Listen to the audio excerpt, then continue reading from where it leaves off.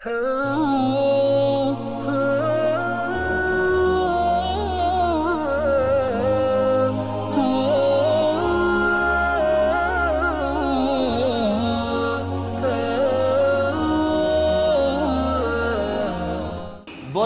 اگر نہ دیکھتے تو ہو سکتا تھا کہ وہ بھی برائی کا ارادہ کر لیتے، ارادہ کیا نہیں، کیونکہ نبی برائی کا ارادہ سے بھی پاک ہوتا ہے۔ اللہ فرماتا ہے کہ اگر یہ رب کا برہان کہتے ہیں روشن دلیل کو، وَهَمَّ بِهَا، لولا کے ساتھ اس کو مشروط کیا ہے، وَلَقَدْ هَمَّتْ بِهِ، زلیخا ارادہ کر چکی تھی برائی کا، وَهَمَّ بِهَا لَوْلَا أَن رَّأَىٰ بُرْهَانَ رَبِّهِ، اور اگر یوسف اپنے رب کی روشن دلیل کو نہ دیکھ لیتے تو وہ بھی برائی کا ارادہ کر لیتے۔ كَذَلِكَ لِنَصْرِفَ عَنْهُ السُّوءَ وَالْفَحْشَاءَ، اور یوں ہی ہم نے کیا تاکہ ہم اس کو بچا کے رکھیں، ہٹا کے رکھیں، پھیر کے رکھیں اس سے برائی اور بے حیائی۔ إِنَّهُ مِنْ عِبَادِنَا الْمُخْلَصِينَ، اور وہ ہمارے مخلص بندوں میں سے ہے۔ اللہ یوسف کی شان بیان فرماتا ہے کہ وہ ہمارے مخلص بندوں میں سے ہے۔ وَاسْتَبَقَ الْبَابَ وَقَدَّتْ قَمِيصَهُ مِنْ دُبُرٍ وَأَلْفَ يَا سَيِّدَهَا لَدَى الْبَابِ قَالَتْ مَا جَزَاءُ مَنْ أَرَادَ بِأَهْلِكَ سُوءًا إِلَّا أَنْ يُسْجَنَ أَوْ عَذَابٌ أَلِيمٌ۔ اب دونوں دروازے کی طرف بڑھے، یوسف تو جان چھڑانے کے لیے، گناہ سے بچنے کے لیے بڑھے، اور زلیخا پیچھے پکڑنے کے لیے بڑھی۔ اب اللہ فرماتا ہے کہ فَاسْتَبَقَا الْبَابَ، دونوں ہی باب کی دروازے کی طرف دوڑے، یوسف آگے ہیں، زلیخا پیچھے ہیں، وہ برائی سے بھاگ رہے ہیں، وہ ان کو برائی کی طرف بلانا چاہتی ہے۔ وَقَدَّتْ قَمِيصَهُ مِنْ دُبُرٍ، اب زلیخا نے آگے بڑھ کر دوڑ کر یوسف کی قمیص کو جب پکڑا اور کھینچا تو پچھلے حصے کی طرف سے اس کو چیر دیا، اور اتنے میں یہ بھاگتے بھاگتے جب 7ویں دروازے تک پہنچے تو عجیب اتفاق تھا کہ وزیر اعظم عزیز مصر وہ وہیں پر کھڑا تھا۔ اب یہ دونوں ہی بھاگ رہے ہیں، آگے یوسف ہے، پیچھے زلیخا ہے، اور یہ رکے اس وقت جب عزیز مصر کھڑا تھا، اس کو دیکھ کے دونوں رک گئے۔ وَأَلْفَ يَا سَيِّدَهَا لَدَى الْبَابِ، پھر دونوں نے عورت کے شوہر کو دروازے کے پاس پایا۔ اب جیسے ہی زلیخا نے دیکھا کہ اس کے شوہر نے دیکھ لیا ہے یہ دونوں کو اس حال میں، تو اس نے فوراً رنگ بدلا اور کہا کہ اس شخص کی کیا سزا ہے کہ جو تیرے گھر والوں کے ساتھ برائی کرنے کا سوچے۔ قالت ما جزاء من اراد بأهلك سوءا الا ان يسجن او عذاب علیم، یہی سزا ہے کہ اس کو قید میں ڈالا جائے یا کوئی سخت مار ماری جائے۔ یوسف علیہ السلام نے کہا قال هي راودتنی عن نفسی، اس نے مجھ کو برائی کی طرف بلایا ہے۔ یوسف علیہ السلام نے فرمایا کہ میں قصوروار نہیں ہوں، تیری بیوی جو ہے اس نے مجھے لبھایا ہے۔ وزیر مصر نے کہا کہ میں اب کس کی بات کو سچا کہوں، اس عورت کی بات کو کہوں یا تمہاری بات کا کہوں، مجھے کیسے پتہ چلے؟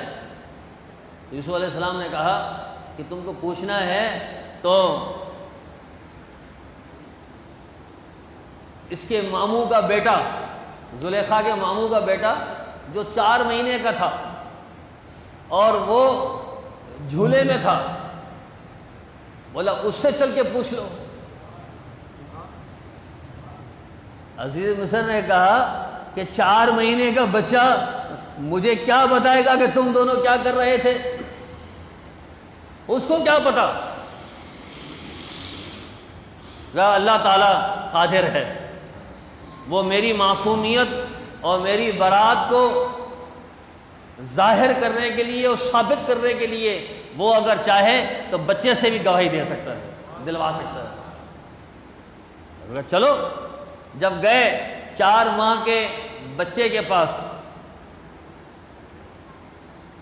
تو اللہ فرماتا ہے وَشَهِدَ شَاهِدٌ مِّنْ أَهْلِهَا، زلیخا کے گھر والوں میں سے گواہی دینے والے نے گواہی دی۔ اور مفسرین فرماتے ہیں کہ وہ 4 ماہ کا بچہ تھا اور آپ کا ماموزاد یعنی زلیخا کا ماموزاد بھائی تھا۔ اس نے کہا، میری گویا کہ زبان حال سے کہا کہ مجھ سے کیا پوچھتے ہو، ان کی حالت کو دیکھ لو، خود معلوم ہو جائے گا کہ کون سچا ہے کون جھوٹا ہے۔ زلیخا کہہ رہی ہے کہ یہ میرے سامنے آ گئے تھے، میں نے دھکا دیا تھا، اور یوسف کہہ رہے ہیں کہ میں بھاگ رہا تھا، میرے پیچھے سے اس نے مجھے پکڑا ہے۔ تو اس بچے نے کہا کہ دیکھ لو، اگر قمیص پیچھے سے پھٹی ہے تو زلیخا جھوٹی ہے، یوسف سچے ہیں، اور زلیخا دعویٰ کر رہی ہے کہ یوسف میری طرف بڑھ رہے تھے، میں نے دھکا دیا تھا۔ تو اگر دھکا دیا تھا تو دھکم پیل میں قمیص اگر پھٹتی تو آگے سے پھٹتی، اگر قمیص آگے سے پھٹی ہوئی ہے تو پھر زلیخا سچی ہے، اور اگر پچھلی طرف سے پھٹی ہوئی ہے تو پھر یوسف سچے ہیں۔ اس نے کہا کہ شہید شاہد من اہلہا ان کان قمیصہ قد من قبل فصدقت وهو من الكاذبین وان کان قمیصہ قد من دبر فکذبت وهو من الصادقین۔ قمیص اگر پیچھے سے پھٹی ہوئی ہے تو پھر یہ زلیخا جھوٹ بول رہی ہے اور یوسف سچے ہیں۔ اب جب عزیز مصر نے دیکھا فَلَمَّا رَأَىٰ قَمِيصَهُ قُدَّ مِن دُبُرٍ قَالَ إِنَّهُ مِن كَيْدِكُنَّ، جب عزیز مصر نے دیکھا کہ قمیص جو ہے وہ پیچھے سے پھٹی ہوئی ہے تو فوراً اس نے کہا کہ یہ تم عورتوں کی مکاری ہے۔ ان کیدکن، انہ من کیدکن، یہ سارا تمہاری مکاری ہے۔ اور اس نے کہا ان کیدکن عظیم، تم عورتوں کی مکاری بہت بڑی ہوتی ہے۔ تم عورتیں سب نہیں، اللہ کے نیک عورتیں بھی ہیں، اللہ والیاں بھی ہیں، ان کی بات نہیں ہو رہی ہے، اس سے ہٹ کر کہا کہ تم عورتیں بڑی مکار ہوتی ہو۔ ان کیدکن عظیم، آپ تو ویسے جانتے تھے، کچھ عرصہ گزر چکا تھا، یوسف علیہ السلام کی پاکیزگی اور ان کا تقوی، پرہیزگاری، حیا اور ان کا علم اور ان کی سمجھ۔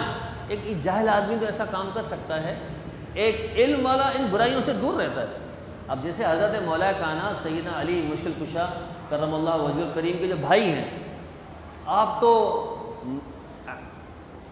انا مدینۃ العلم وعلی بابها کا تاج پہنے ہوئے ہیں، لیکن آپ کے بھائی جعفر بن ابی طالب وہ کہتے ہیں میں نے زمانے جاہلیت میں بھی کبھی زنا نہیں کیا، اسلام نہیں آیا تھا، دین نہیں آیا تھا، لیکن ہر طرف جاہلیت کا زمانہ تھا، لیکن میں اس زمانے میں نے کبھی زنا نہیں کیا، کیونکہ میں سمجھتا ہوں کہ یہ اچھا کام نہیں ہے، اس سے انسان کی بے عزتی ہو جاتی ہے۔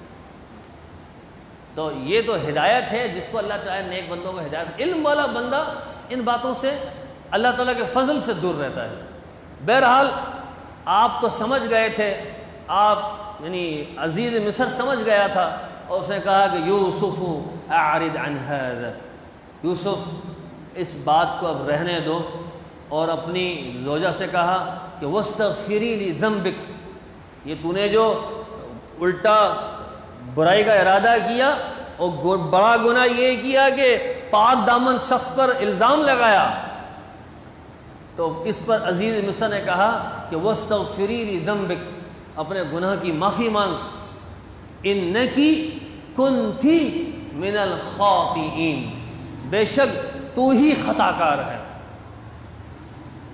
عزیز مصر اس کو بھی تو جانتا ہی تھا، یوسف کو تو بعد میں پہچانا تھا۔ الغرض یہاں پر میں قصے کو موقوف کرتا ہوں، کہ داستان یوسف ہے یہ تو آپ کو پتہ ہے کہ اس میں وقت چاہیے ہوتا ہے، تو انشاءاللہ مزید